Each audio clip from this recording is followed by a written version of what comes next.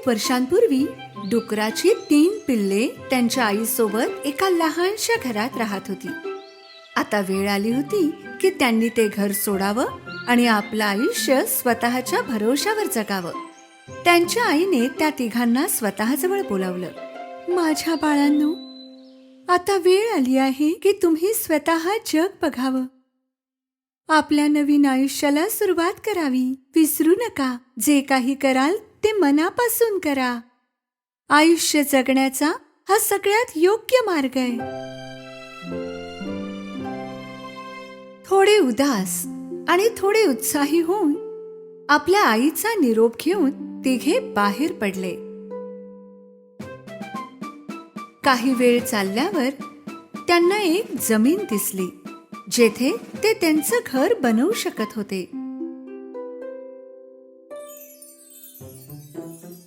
सगळ्यात लहान पिल्लाने गवताने घर बनवायचा विचार केला. त्याला वाटलं की झटकन आणि सहजपणे हे घर बनेल तर खेळायला खूप वेळ मिळेल. छोट्याचं घर एका दिवसात तयार झालं. त्याने त्याच्या भावांना सांगितलं, बघा, माझं घर तयार झालं. मोठ्या पिल्लाने घर पाहून म्हटले, अरे, हे घर तर मुळीच टिकाऊ नाहीये. आपण लांडग्यांपासून कसे वाचणार? छोट्याने मोठ्याचं बोलणं उडवून लावलं. काळजी करू नकोस, काहीच होणार नाही. मग म्हणू नकोस की कोणी सांगितलं नाही. मधल्या पिल्लाने त्याचं घर लाकडाने बनवायचं ठरवलं. जंगलातून लाकडे आणून तो कामाला लागला. तिसऱ्या दिवशी मधल्याचं घर तयार झालं. हे घर गवताच्या घरापेक्षा जास्त टिकाऊ होतं. मोठा त्याचं घर पाहून म्हणाला, तू खूप मेहनतीने बनवलंयस हे. खूप सुंदर घर आहे हे. पण आम्ही यामध्ये लांडग्यांपासून वाचू शकू? मधला म्हणाला, एकदम सुरक्षित आहे, तू का काळजी करतोस? मग म्हणू नकोस की कोणी सांगितलं नाही. छोटा आणि मधला जेव्हा त्यांच्या घरात मजा करत होते, मोठा त्याचं घर करण्यात मग्न होता. तो वीट आणि दगडांनी त्याचं घर बनवत होता. बाकी दोघांना वाटत होतं की तो उगाचच एवढं काम करतोय. ते फक्त खेळातच वेळ घालवत होते. जर आमच्यासारखं झटपट घर बनू शकतं तर एवढी मेहनत कशाला? किती घाबरतो हा. मोठ्याने त्यांच्या बोलण्याकडे लक्ष दिलं नाही. पूर्ण 7 दिवस कष्ट करून त्याने त्यांचं घर मजबूत बनवलं. दुसऱ्याच दिवशी एक भुकेला कोल्हा त्यांच्या विभागात आला. त्याला गवताचं घर दिसलं तेव्हा तो थांबला. छोटा सोफ्यात बसून आराम करत होता. कोल्ह्याने दरवाजा वाजवला.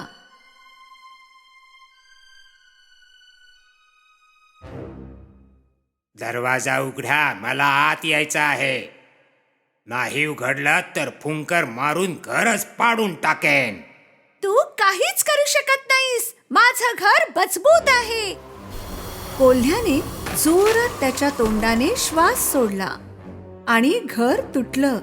पण छोटा कसाबसा तेथून पळाला आणि धावतच मधल्या भावाच्या लाकडाच्या घराजवळ पोचला.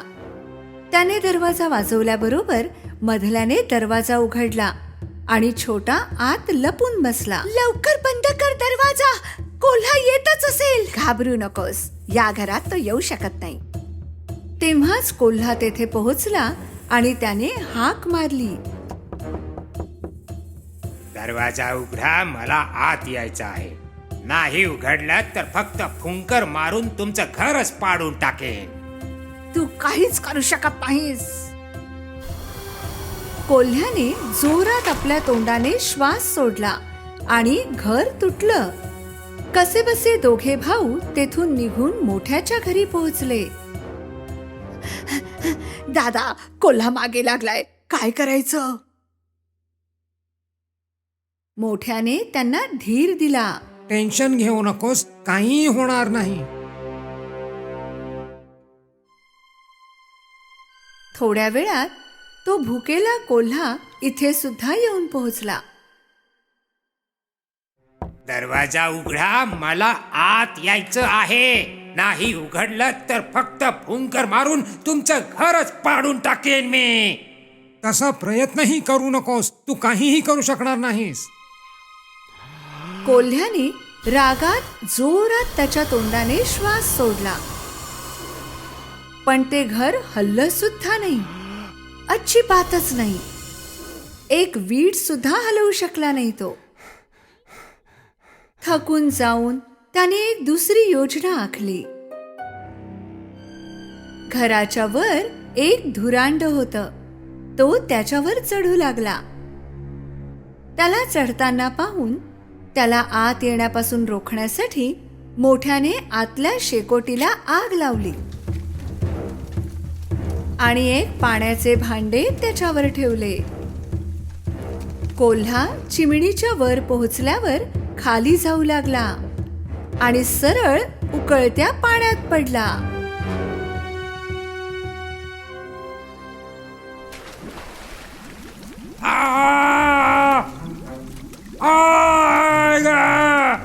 वाचवा, अरे वाचवा, भाजलो रे. कोल्ह्याला हरवून तिघांनी आनंदाने एकमेकांना मिठी मारली.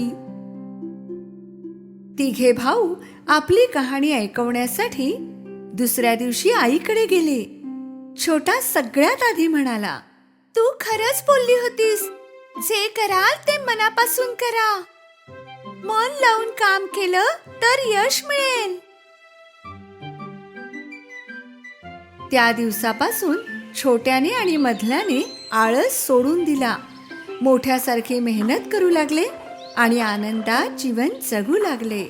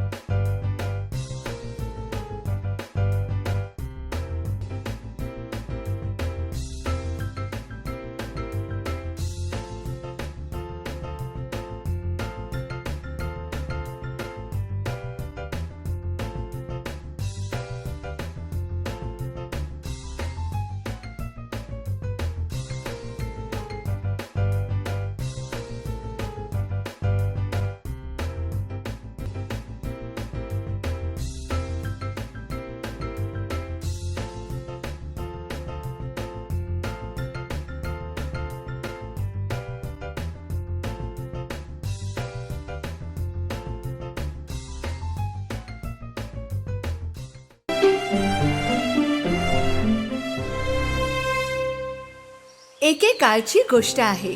एक खूप श्रीमंत माणूस होता. त्याच्या 3 मुली होत्या. त्यातल्या 2 मुली खूपच लालची आणि स्वार्थी होत्या. पण त्याच्या 3ऱ्या मुलीच्या मनात मात्र भरपूर प्रेम आणि आदर होता. एक दिवस वडिलांना कळले की त्यांची काही जहाजे वादळामुळे समुद्रात बुडाली आहेत. त्या बिचाऱ्यांचे सगळेच काही संपून गेले जसे. शिवाय ज्या घरात ती लोक राहत होती, दोघी लालची बहिणी या प्रकरणामुळे खूपच त्रासल्या होत्या. त्या संपूर्ण दिवस नुसत्या बसल्या बसल्या बरं वाईट बोलत होत्या.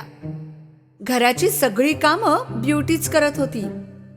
काही काळानंतर वडिलांना कळलं की त्यांचं एक जहाज समुद्र काठी पोहोचले आहे.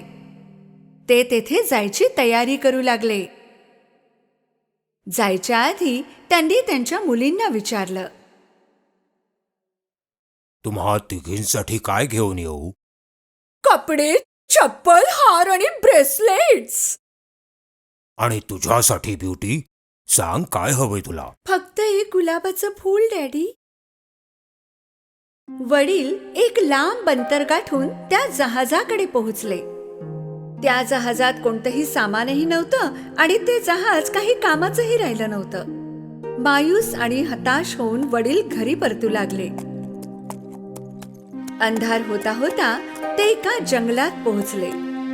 तिथे पूर्ण शांतता होती आणि गारवा सुद्धा. बर्फ पडत होता. काही तास ते असेच चालत होते बर्फांवर.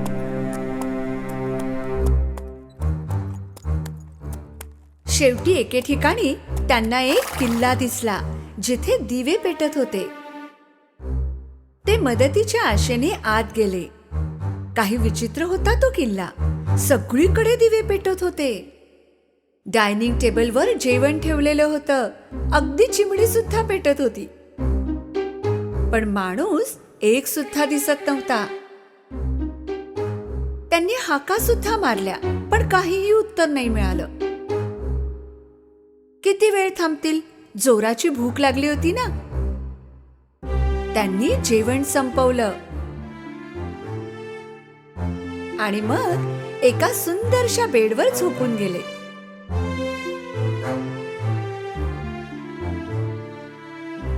ते जेव्हा सकाळी उठले, त्यांना घालण्यासाठी कपडे तयार मिळाले.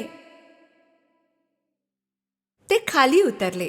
त्यांच्यासाठी शानदार ब्रेकफास्ट तयार ठेवला होता. हा नक्कीच एखाद्या परीचा राजवाडा असणार. नाहीतर उगीच कोणी कोणाची मदत करतं का? ती भेटली तर नक्की आभार मानेन. किल्ल्यातून बाहेर येताना त्यांना बागेत गुलाबाचे फूल आढळले. त्यांना वाटले, मी आपल्या 2 मुलींसाठी तर काहीही घेऊन जात नाही. कमीत कमी ब्युटीसाठी तरी काही घेऊन जातो.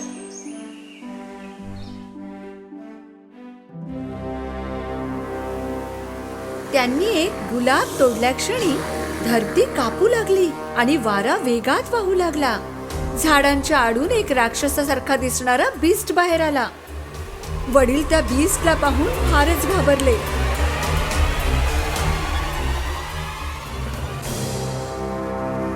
मी तुला खायला दिलं, राहायला जागा दिली, घालण्यासाठी कपडे दिले, आणि तू इकडे माझी गुलाबं तोडतोयस. हीच आहे का तुझी माणुसकी? वडिलांनी त्या बीस्टची माफी मागितली आणि त्यांनी त्याला सांगितले की ते हा गुलाब आपल्या मुलीसाठी घेऊन जाणार होते. जी चूक तू केलीस त्याची शिक्षा मिळेल तुला. मला क्षमा कर. वडिलांनी त्या बीस्टची माफी मागितली. मी तुला एका अटीवर क्षमा करू शकतो. तुला 3 मुली आहेत. त्यापैकी एक जर माझ्या बरोबर राहिला आली तर मी तुला सोडेन. सांग मला, तुला हे मान्य आहे का? मनात ओझे घेऊन वडील घराकडे परतले. घरी पोहोचल्यावर 2 स्वार्थी मुलींनी वडिलांची कहाणी ऐकली, पण बीस्टच्या अटीकडे दुर्लक्ष केलं. ब्युटी त्या दोघींपेक्षा वेगळी होती. डॅडी, जर तुम्ही परवानगी दिली तर बीस्टकडे मी जाईन. दोघी स्वार्थी बहिणी फारच खुश झाल्या, कारण त्यांना असं वाटत होतं की सगळी चूक ब्युटीचीच आहे. दुःख आणि नाईलाजाने वडील ब्युटीला किल्ल्याकडे नेण्यासाठी निघाले.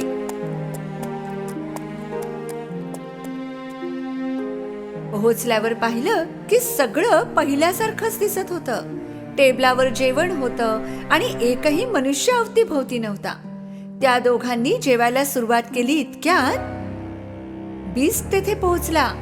त्याला पाहता क्षणीच ब्युटीची तब्येत खराब होऊ लागली, कारण बीस्ट तितकाच भयानक दिसत होता जितका तिच्या वडिलांनी त्याचं वर्णन केलं होतं. बीस्टने नम्रतेने विचारलं, तू तुझ्या इच्छेने इथे आली आहेस का? हो. मग उद्या सकाळी तुझे वडील इथून निघून जातील आणि पुन्हा इथे कधीही येणार नाहीत. ब्युटी दुसऱ्या दिवशी सकाळी जागी झाली तेव्हा तिचे वडील तेथून निघून गेले होते आणि शानदार ब्रेकफास्ट तिची वाट पाहत होता.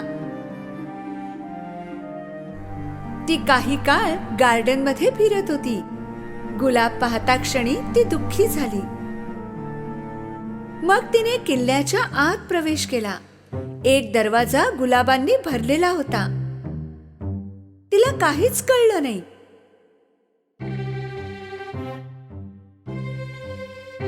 ती आत गेली.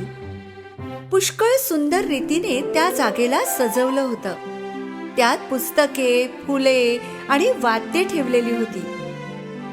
तिने विचार केला की ज्या व्यक्तीने इतकी सुंदर सजावट केली आहे ती कोणाला दुखापत करू कशी शकते.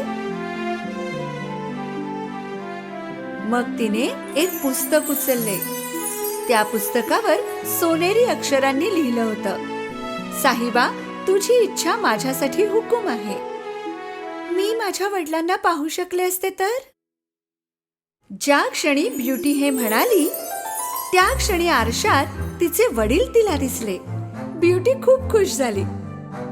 तिचे वडील तिच्या समोर होते ना. त्याच रात्री बीस्ट डिनरच्या वेळी पुन्हा आला.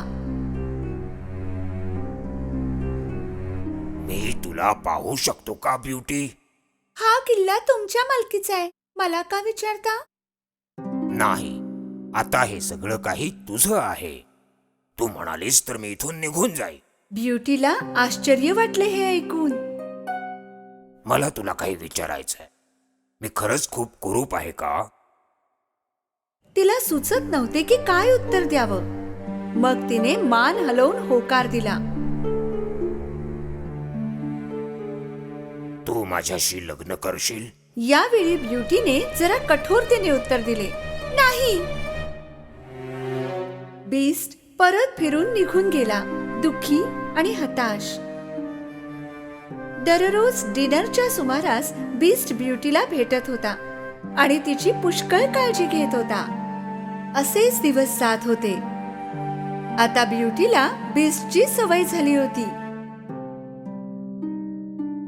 हे जर सुंदर दिसले असते तर. काही महिने उलटले. आता ब्युटीला बीस्टची भीती वाटत नव्हती. शिवाय ती त्याला पसंत करू लागली. एके दिवशी तिला आरशात तिचे वडील आजारी असल्याचे आढळले. ती बीस्टकडे गेली आणि घरी जाण्याची परवानगी मागू लागली, कारण तिला तिच्या वडिलांची देखभाल करायची होती. नक्कीच तू जाऊ शकतेस, पण जर तू परत आली नाहीस तर तुझ्या विरहामुळे मी मरून जाईन. मी एका आठवड्यात परत येईन. बीस्टने ब्युटीला एक अंगठी दिली.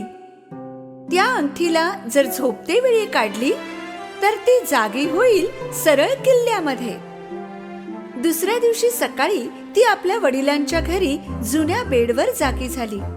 ती स्वतःच्या वडिलांना पाहून खूप आनंदित झाली आणि तिच्या वडिलांचा अर्धा आजार असाच बरा झाला तिला भेटून. दुपारी ब्युटीच्या बहिणी, ज्यांचं लग्न झालं होतं, वडिलांना भेटण्यासाठी आल्या. घरी ब्युटीला पाहून त्यांना फार राग आला. त्यांनी ब्युटीला जाळ्यात अडकवण्याचं ठरवलं. तिला एक आठवडा आणखी येथे थांबवून घेऊ. बीस्टला राग येईल आणि तोच तिला मारून टाकेल. दोघी बहिणी ब्युटीकडे जाऊन रडू लागल्या आणि म्हणाल्या की त्यांना वेगळे नाही राहायचे. ब्युटीने नक्की केलं की ती काही दिवस आणखी तिथे राहील. काही दिवसानंतर ब्युटीला बीस्टची आठवण येऊ लागली. एके रात्री तिला स्वप्न पडलं की बीस्ट गार्डन मध्ये गलित गात्र होऊन पडलाय. ती घाबरून जागी झाली. मी किती स्वार्थी झाले होते. तिने त्याच क्षणी अंगठी काढून ठेवली आणि दुसऱ्या दिवशी सकाळी ती किल्ल्यात जागी झाली. ती दिवसभर बीस्टची वाट पाहत होती, पण त्याचा काहीही थांगपत्ता लागत नव्हता. तासन तास ती काळजी करत होती, पण बीस्टची काहीही माहिती मिळत नव्हती. ती अचानक गार्डन मध्ये गेली. बीस्ट तेथेच पडला होता, अगदी तसेच जसे तिने स्वप्नात पाहिले होते. ब्युटी पळत गेली त्याच्याकडे आणि त्याला मिठी मारली. बीस्टचे हृदय धडधडत होते. त्याने फार परिश्रमाने डोळे उघडले आणि म्हणाला, मला वाटलं तू येणार नाहीस म्हणून मी खाणं पिणं सोडून मृत्यूची वाट पाहत होतो. पण मला तर तू आवडतोस. माझ्याशी लग्न करशील का?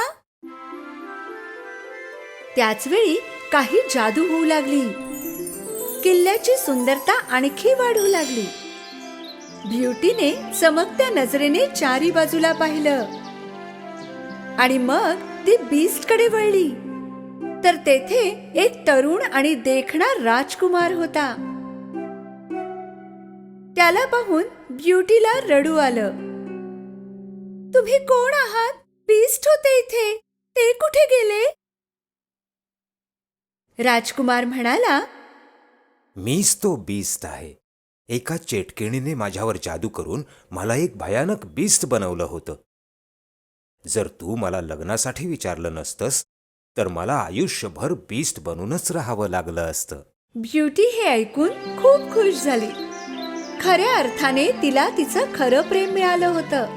त्या दोघांनी लग्न केलं आणि ते आनंदात राहू लागले.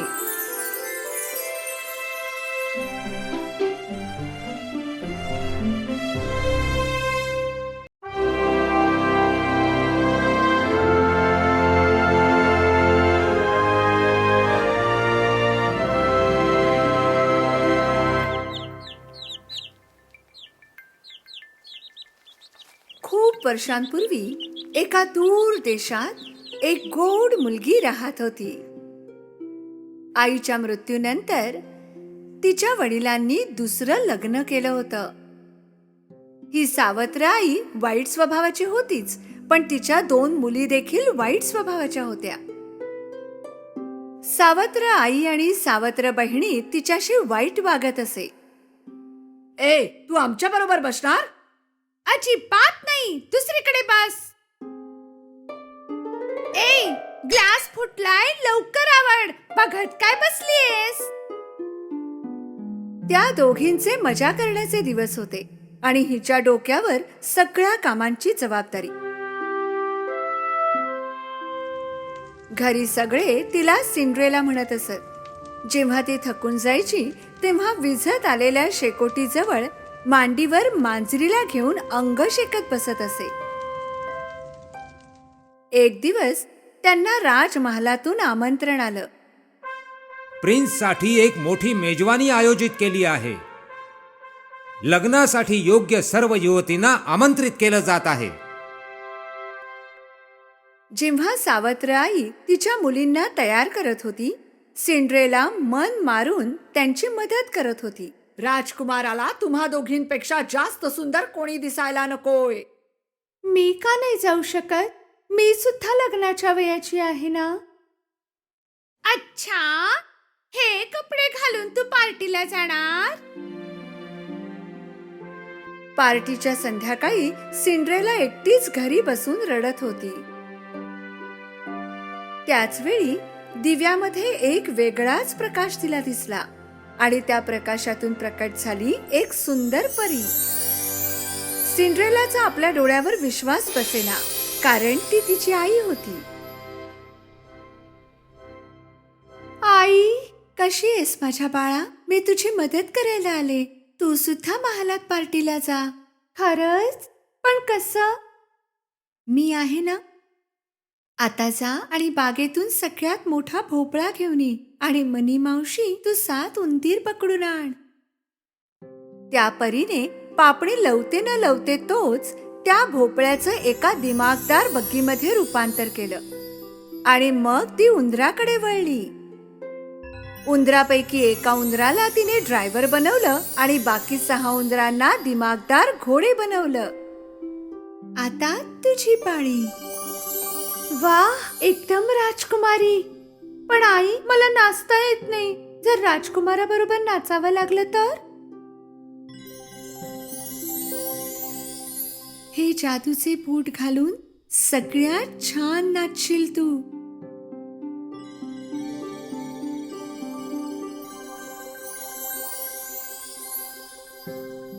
तू राजकुमारासोबत नक्की नाचावंस. पण एक लक्षात ठेव, ही सर्व जादू अर्ध्या रात्रीपर्यंतच काम करील. म्हणजे तू तेथून 12 वाजण्यापूर्वी निघायला हवंस. नक्की, मी 12 वाजण्यापूर्वी निघून येईन. प्रॉमिस. तू मला पुन्हा केव्हा भेटशील आई? मी नेहमीच तुझ्या सोबत आहे बाळा.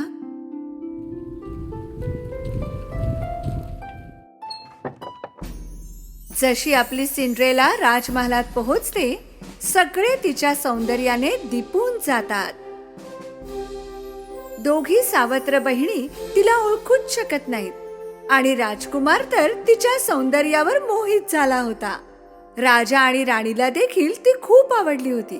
अति सुंदर प्रिन्सेस असावी तर अशी. राजकुमार स्वतःला थांबवू शकला नाही आणि तो तिच्यासोबत नाचू लागला. किती सुंदर नाचत होती ती. जादूचे बूट घातले होते ना. सावत्र आई आणि बहिणी मत्सराने पेटून उठल्या होत्या. सिंड्रेला एवढी आनंदात होती की तिला वेळेचं भानच राहिलं नाही आणि तिने आईला दिलेलं वचन ती विसरली. अचानक तिचं घड्याळाकडे लक्ष गेलं. 12 वाजणारच होते. राजकुमाराला तसंच सोडून ती पायऱ्या उतरू लागली. धावता धावता तिचा जादूचा एक बूट पायातून निघाला आणि तेथेच पडला. पण आता ती परत जाऊन घेऊही शकत नव्हती.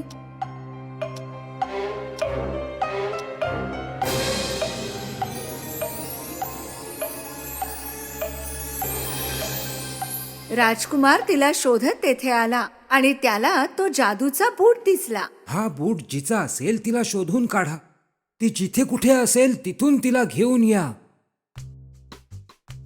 शिपाई राज्याच्या प्रत्येक घरात जाऊन तरुणींना तो बूट घालायला लावत होते.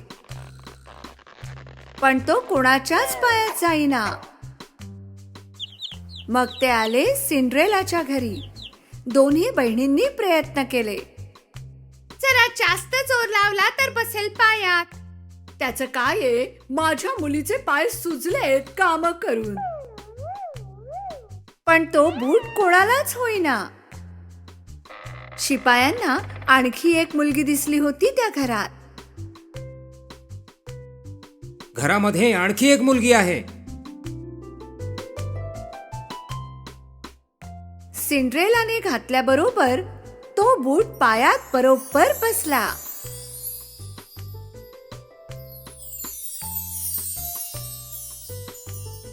तुम्ही आमच्या सोबत राजमहालात चलावं. आमचे प्रिन्स आपली वाट पाहत आहे.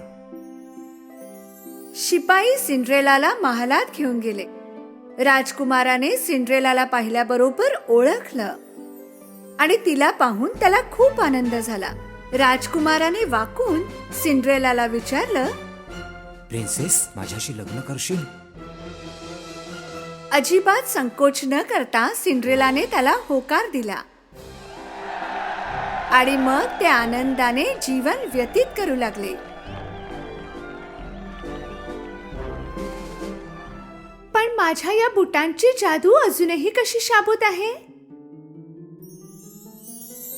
मी नेहमीच तुझ्या सोबत आहे बाळा. आत्ता समजले आई, हे सगळं तू घडवून आणलंस.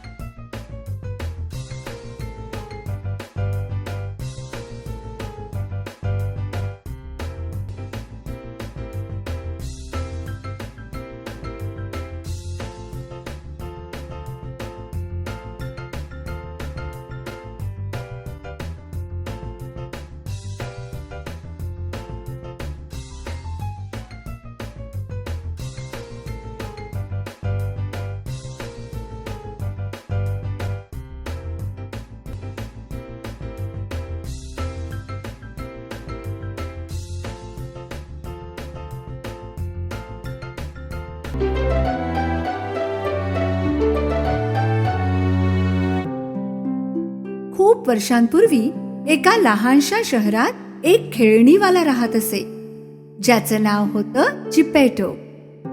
तो लाकडाची खेळणी बनवून विकत असे. त्याला आयुष्यात एकच दुःख होतं की त्याला मूलबाळ नव्हतं. एक दिवस जंगलात त्याला एक झाडाचा ओंडका सापडला, जो खेळणी बनवायला चांगला होता. अगदी छान आहे हे लाकूड. मी याचा एक छानसा पुतळा बनवतो. जिपेटो ते लाकूड घेऊन त्याच्या कार्यालयात गेला. एका टेबलावर ते लाकूड ठेवून त्याने पुतळा बनवायला सुरुवात केली. अचानक काहीतरी विचित्र घडलं. त्या लाकडातून एक आवाज आला.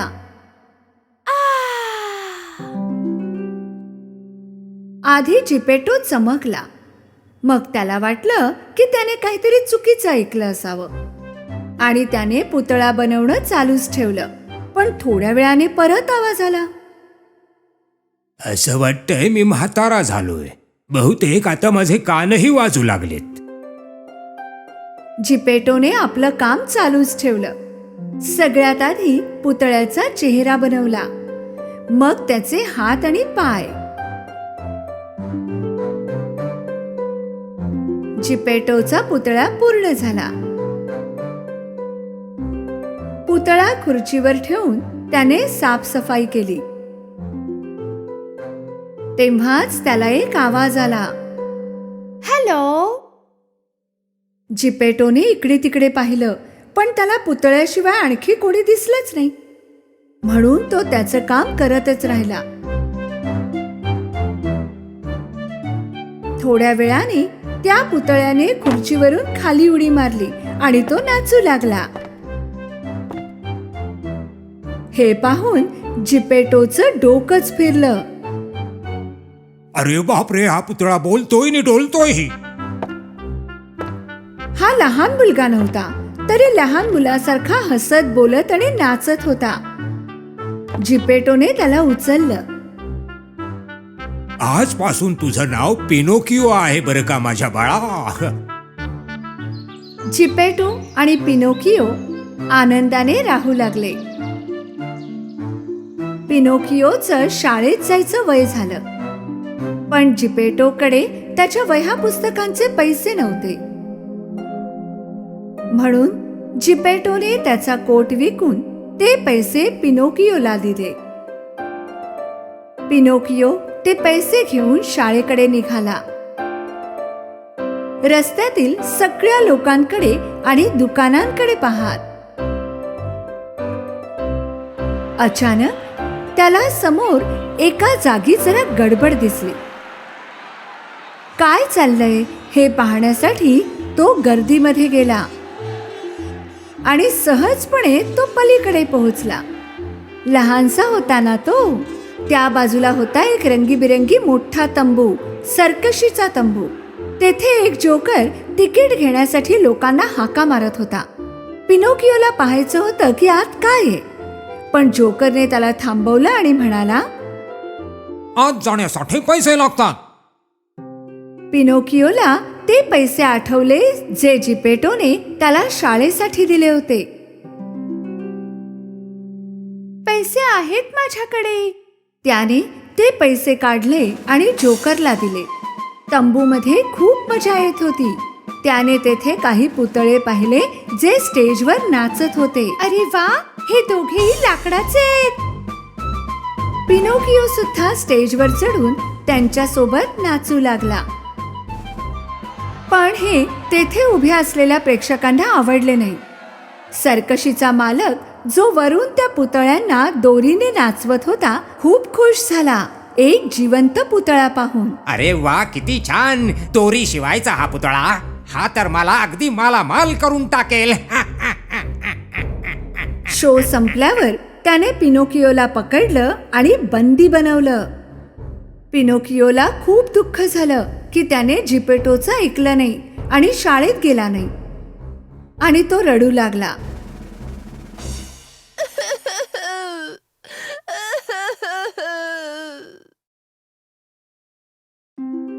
पिनोकिओला असा पश्चाताप झालेला पाहून तेथे एक परी आली. तू तुझ्या बाबांचं ऐकायला हवं होतंस, पण तुला तुझ्या चुकीची जाणीव तर आहे. म्हणून मी तुला इथून बाहेर काढेन, पण अशी चूक पुन्हा करू नकोस हं. पिनोकिओ खूप खुश झाला. पण आता माझ्याकडे पैसे नाहीत, मी शाळेत कसा जाणार? परीने जादू केली आणि पिनोकिओच्या हातात पैसे आले. या पैशांचा गैरवापर करू नकोस, आता थेट शाळेत जा. परीने त्याला सर्कशीतून बाहेर काढलं.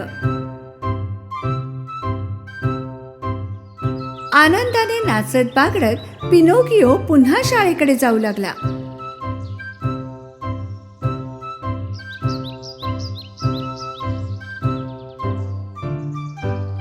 त्याला एवढं आनंदात पाहून चतुर कोल्हा आणि त्याचा मित्र वेडा बोक्याने त्याला रस्त्यात गाठलं आणि त्याचे पैसे लाटण्याची योजना बनवली.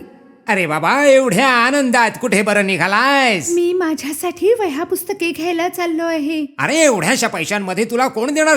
मी तुला यापेक्षाही खूप जास्त पैसे देऊ शकतो. मला काय करावं लागेल? तुझ्याकडचे पैसे आमच्याकडे दे, आम्ही ते जादूच्या शेतात पेरतो. मग तुझ्याकडे सुद्धा तुझं स्वतःचं पैशाचं झाड असेल. जेव्हा तुला गरज असेल तेव्हा त्यावरचे काढत जा. भोळ्या भाबड्या पिनोकिओने कोल्ह्यावर विश्वास ठेवून पैसे देऊन टाकले. पैसे घेऊन कोल्हा आणि बोका पळून गेले. पिनोकिओला काळजीत पाहून परी पुन्हा आली. तू अजून शाळेत नाही गेलास? मी जे पैसे दिले होते वह्या पुस्तकांसाठी ते कुठे आहेत? परीला माहित होतं की त्याने ते पैसे कोल्ह्याला दिलेत. ती पिनोकिओला म्हणाली, माझ्याशी खोटं बोलू नकोस, नाहीतर शिक्षा करेन मी. तरीही पिनोकिओ खोटं बोलला. मी वह्या पुस्तके घेतली, पण शाळेतच ठेवली. एवढं बोलताच त्याचं नाक लांब होऊ लागलं. तू खरं बोलत आहेस का? जसजसा तो खोटं बोलत होता त्याचं नाक लांब लांब होत होतं. इतकं लांब की आता डोकं हलवणं सुद्धा कठीण झालं. अरे अरे, हे काय होतंय? मग त्याने परीला सगळं खरं खरं सांगितलं की काय झालं होतं.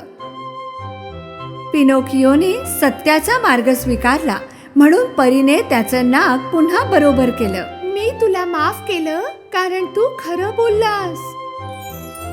जादूने तिने ते पैसे त्याला परत केले जे कोल्ह्याने त्याच्याकडून घेतले होते आणि त्याला समजावलं की पुन्हा पैसे वाया घालवू नकोस. पैसे हातात ठेवून पिनोकिओ पुन्हा नाचत बागडत पुढे निघाला. आणि आता एक नवी समस्या पुढे आली. सर्कशीचा मालक ज्याने त्याला डांबून ठेवलं होतं तो तेथेच उभा होता.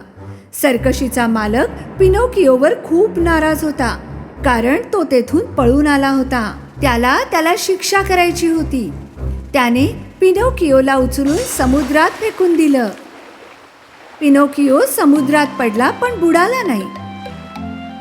तो वरच राहिला कारण तो लाकडाचा बनलेला होता.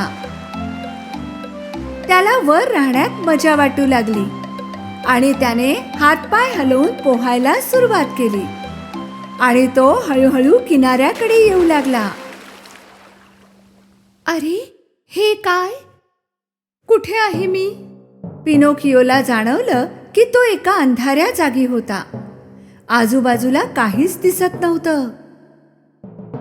खरं तर पिनोकिओला एका मोठ्या माशाने गिळलं होतं आणि आता तो त्याच्या पोटात होता. दुसरीकडे जिपेटो पिनोकिओच्या काळजीत होता आणि त्याला शोधायला बाहेर पडला. Pinocchio, Pinocchio! शेवटी तो तेथे पोहोचला जेथून पिनोकिओला समुद्रात फेकलं गेलं होतं. तेथे मच्छीमारांना त्याने विचारलं. एका मच्छीमाराला माहित होतं मुलाबद्दल. त्याने सांगितलं की तो समुद्रात पडला होता. जिपेटोने त्याला मदत मागितली. त्याला माहित होतं की जिपेटो एक चांगला माणूस आहे. तो त्याला मदत करायला तयार झाला. जिपेटोला त्याने एक छोटीशी बोट दिली पिनोकियोला वाचवायला. जिपेटो बोट घेऊन समुद्रात जात राहिला. थोड्या वेळात एक मोठं वादळ आलं.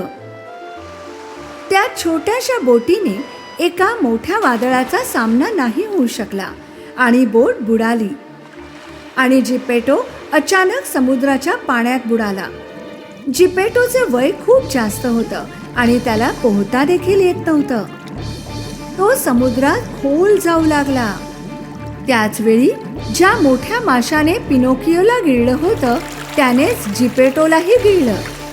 जिपेटो त्याच्या गळ्यातून उतरून थेट पोटात गेला आणि त्याला एका लहान मुलाच्या रडण्याचा आवाज आला. अचानक त्याने तो आवाज ओळखला.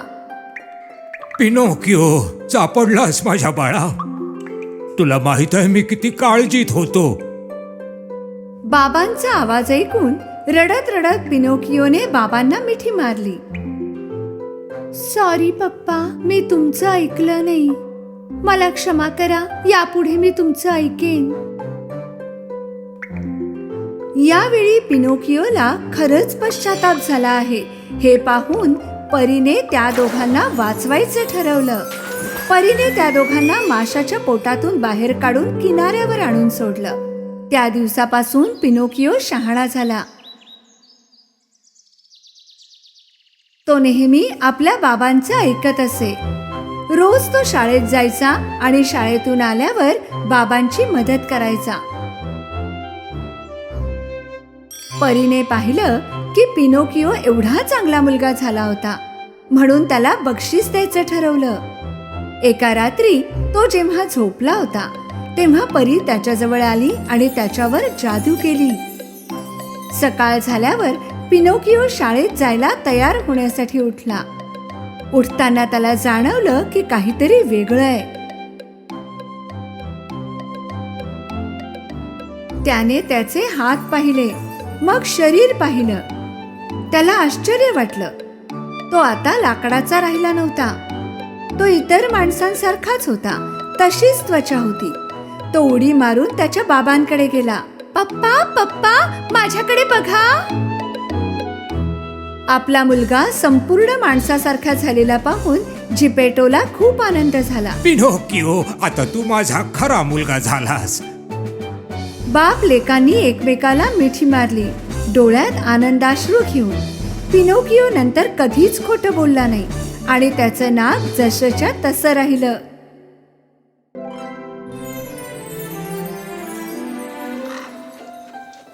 खूप वर्षांपूर्वी एक राज्य होतं.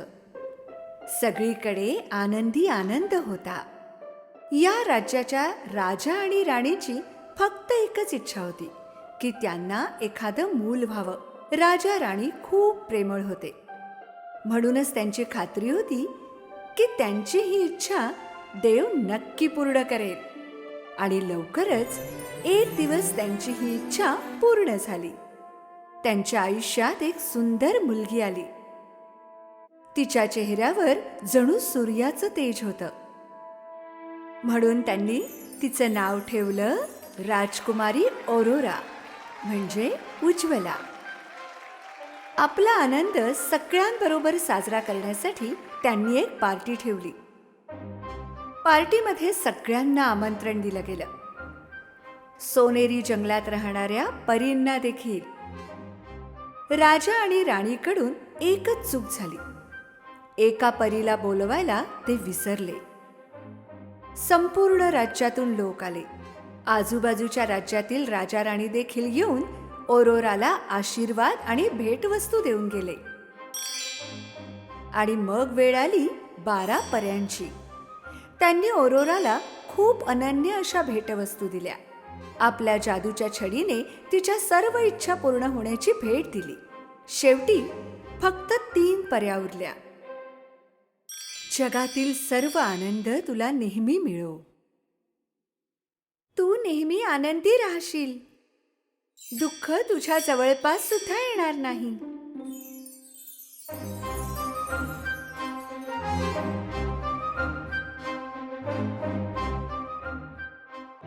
जशी शेवटच्या परीची वेळ आली, काहीतरी विचित्र घडलं. सगळीकडे हिरव्या रंगाचा धूर पसरू लागला.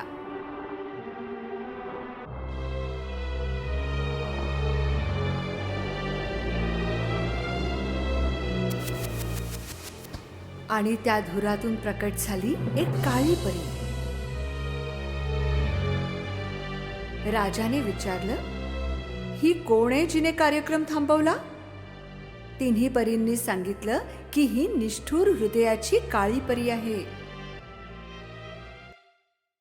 महाराज, तुम्ही तर सगळ्यांना बोलवलं होतं पार्टीला. या राज्यातील प्रत्येक व्यक्तीला, बाहेरील तुमच्या मित्रांना आणि या परींना देखील, पण मला नाही बोलवलं.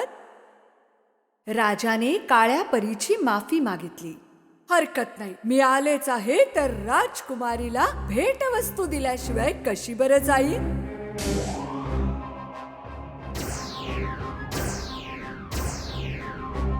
राजकुमारीचं आयुष्य प्रेम आणि संपत्तीने परिपूर्ण असेल.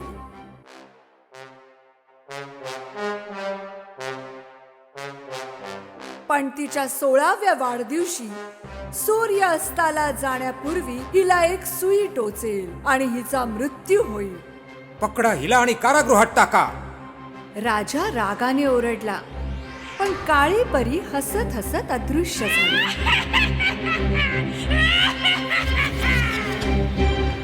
अजूनपर्यंत शेवटच्या परीने तिची भेट दिली नव्हती. ती काळ्या परी एवढी शक्तिशाली नव्हती, पण तिच्या आशीर्वादाने काळ्या परीच्या शापाची तीव्रता कमी होऊ शकत होती.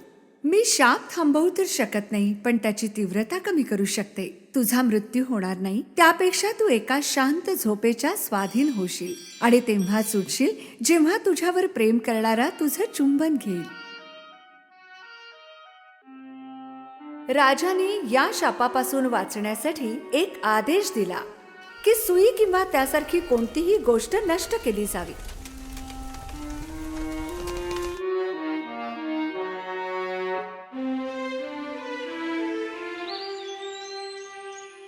पऱ्यांच्या आशीर्वादाने राजकुमारी अरोरा खूप सुंदर रूपात मोठी होत होती.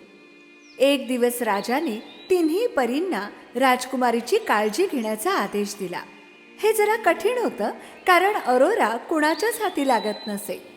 पण त्यांच्याच मदतीने अरोरा दिवसेंदिवस सुंदर तरुणी दिसू लागली होती.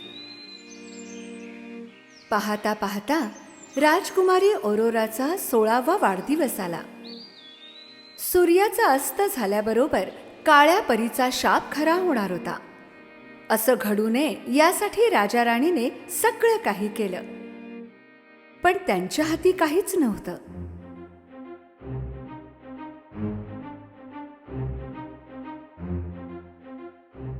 त्यांनी राजकुमारीला एका खोलीत बंद करून ठेवलं, तिच्या भल्यासाठी. अरोराला याचं कारण माहीत नव्हतं, त्यामुळे तिला खूप वाईट वाटलं. अचानक एक दरवाजा कुठून तरी प्रकट झाला आणि अरोराला आपल्याकडे खेचून घेऊन गेला.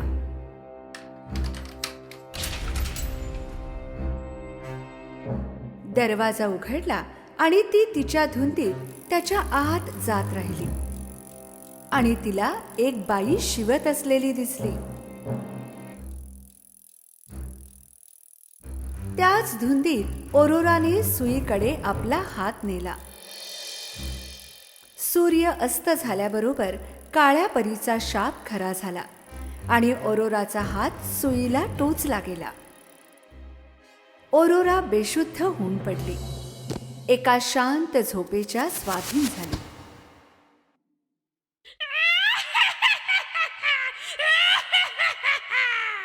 काळ्या परीचा शाप एवढी काळजी घेऊन देखील खराच झाला.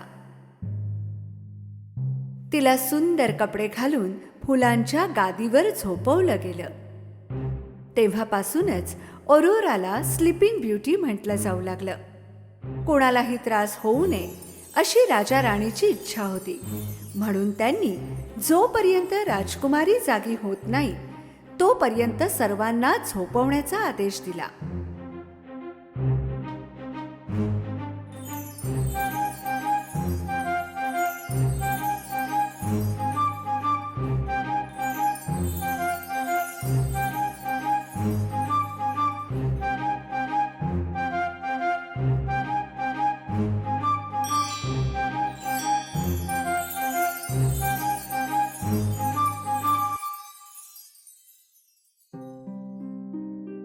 100 वर्ष झाली. एक दिवस एक राजबिंड राजकुमार तेथून जात होता आणि त्याला हा महाल दिसला, ज्याच्या समोर खूप झाडे झुडपे वाढलेली होती. शिपायांनी त्याला हा महाल आणि स्लीपिंग ब्युटीची कथा सांगितली. राजकुमाराला हे खूप आकर्षक वाटलं आणि त्याने आत जाण्याचा निर्णय घेतला. झाडे झुडपे एवढे दाट होते की राजकुमाराला ते कापत कापत रस्ता तयार करावा लागला. शेवटी जेव्हा राजकुमार दरवाजाजवळ पोहोचला, त्याला 2 शिपाई झोपलेले दिसले. दरवाजा उघडून आत पाहताच तो चकित झाला. सगळीकडे झोपलेले लोक होते. फिरत फिरत तो राजाच्या खोलीजवळ आला.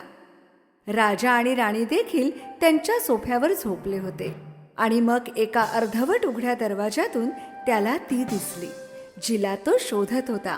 स्लीपिंग ब्युटी, जी एका फुलांच्या गादीवर गाढ झोपेत होती. राजकुमार तिच्या जवळ जाऊन बसला आणि राजकुमारीच्या कानात म्हणाला, तर तू आहेस ती स्लीपिंग ब्युटी. किती सुंदर आहेस तू. त्याला ती खूप आवडली आणि त्याने तिच्या कपाळाचं चुंबन घेतलं आणि तेव्हाच राजकुमारीने डोळे उघडले आणि समोर एक राजबिंडा राजकुमार पाहिला. ती जागी झाल्याबरोबर महालातील सगळे जागे झाले. 100 वर्षांच्या गाढ झोपेतून राजा राणीला विश्वास बसेना. ते धावतच राजकुमारीच्या खोलीत गेले. जेव्हा त्यांना त्यांची मुलगी समोर दिसली, त्यांचा आनंद गगनात मावेना. राजकुमाराने राजकुमारीशी लग्न करण्याची इच्छा दर्शवली. राजकुमारीने आनंदाने होकार दिला. राजाही खूप आनंदात होता. खूप धूमधडाक्यात त्यांचं लग्न झालं आणि ते नेहमी आनंदात राहिले.